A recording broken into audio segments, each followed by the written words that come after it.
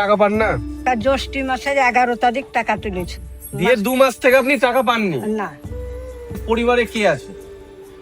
মানে আপনাকে দেয় খাওয়া দাওয়ার জন্য? না, খাবার দাবার কেউ দেয় না। তারপরে যদি কেউ 10-5 একদিন বলে তাহলে খাই। মানে এমনি চাল ডাল কিনে কেউ দেয় না? চাল আপনি ডালও না, আমি বিড়ি বানতেও জানি না। মানে কোনো রকম করে মানে ওই আপনার বিধবা ভাতা ঢোকে, ওই টাকা দিয়ে আপনি খাওয়া ওই দাওয়া টাকা করেন? দিয়ে যা করি তাই। এখন 2 মাস থেকে টাকা আপনার ঢোকেনি বলে অসুবিধা হয়? অসুবিধা হয়।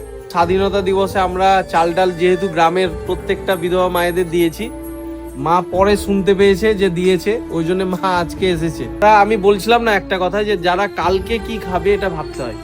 তো এই মায়ের 2 মাস থেকে বিধবা ভাতার টাকা ঢোকেনি বলে উনি সংসারটা কি করে চালাবেন তাই ভেবে পাচ্ছেন না। মায়েদের জন্য আজকেও আমি চাল ডালের ব্যবস্থা করব।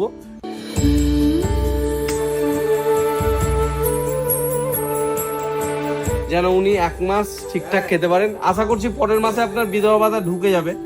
তো এগুলো ভিডিও কেন করছি, যে আপনারাও জানবেন যে সমাজে কত কত দুঃখী মানুষ আছে, দুঃখী পরিবার আছে।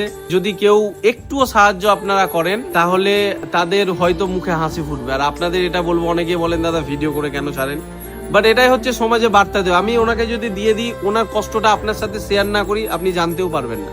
তো এই জন্য প্রত্যেকেই বলবো যে অসহায় মায়েদের পাশে দাঁড়ান, এবং বাইরের দরকার নেই, আপনার গ্রামের অসহায় মায়েদের পাশে দাঁড়ান। 10টার দায়িত্ব নিতে পারবেন না, একটার দায়িত্ব নিন। এভাবে মায়েদেরকে হাসি খুশি রাখতে সহযোগিতা করুন। ধন্যবাদ।